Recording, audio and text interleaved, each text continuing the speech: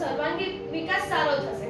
અને આપણે એવું જોવા જઈએ તો એવું કહેવામાં આવેલું છે વિજ્ઞાનમાં કે આપણે હેલ્ધી ફૂડ ખાશું તો આપણા માનસિક રીતે પણ સારી અસર પડશે. Eat clean, feel great is the rule of healthy living.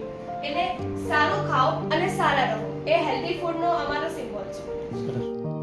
કર્યા છે જેમાં પહેલા એવું કહેવામાં આવ્યું છે કે આ જે માણસ છે જેને પહેલેથી જ સાત્વિક આહારનું સેવન કરેલું છે, જેમાં broccoli, Apple, egg, carrot, milk, watermelon, cheese, capsicum, rice એવી વસ્તુ છે તેને ઇન્ક્લુડ કરી છે કે આ હેલ્ધી ફૂડને સિમ્બોલ કરવા માટે અમે આ વસ્તુને દર્શાવેલી છે.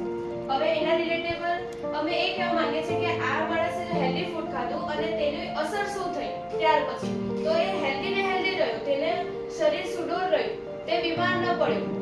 એમાં કહેવા માંગ્યું છે કે healthy food gives energy and keeps the body strong. એટલે આપણને હેલ્ધી ફૂડ એનર્જી અને બોડીને સ્ટ્રોંગ રાખે છે. Fruits, vegetables, nuts and whole grains helps us to stay fit and active. એટલે આ જે બધી વસ્તુ છે તે આપણને ફિટ અને એક્ટિવ.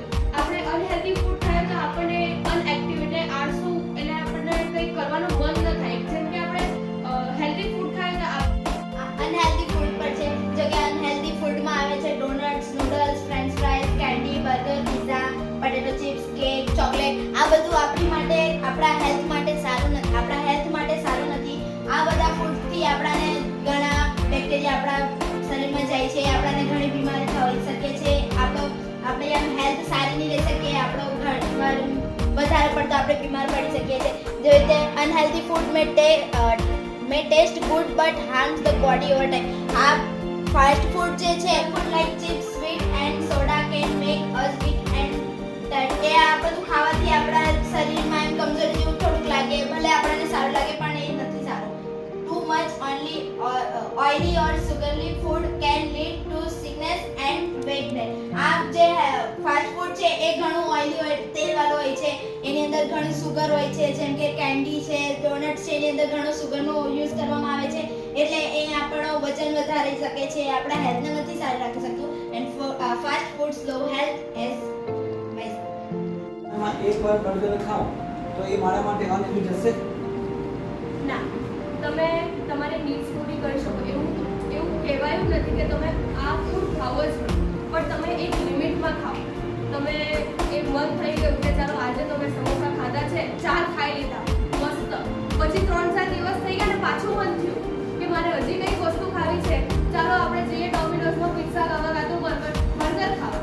પણ વસ્તુ કહે છે કે તમે મહિનામાં 1 કાં તો 2 વાર, 4 સમોસા નહીં, એક જ. તમારે યાદ રાખવાનું છે કે મેં અનહેલ્ધી ફૂડ ખાધેલું છે ને મારે એ બોડી પર ઇફેક્ટ થવાની છે, તો એને પણ કવર કરવા માટે તમારે હેલ્ધી ફૂડ ખાવું પડશે.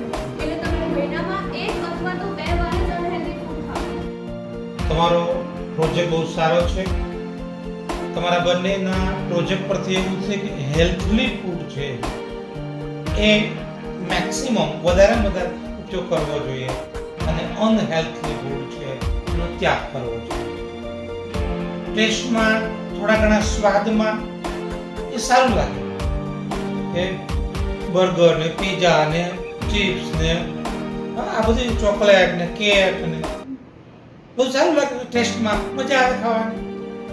પણ લાંબે ગાળે આપણા શરીર માટે આવો વધારે પડતો ઓઇલી, વધારે પડતો સુગર વાળો ખોરાક હાનિ કરશે અને કરશે.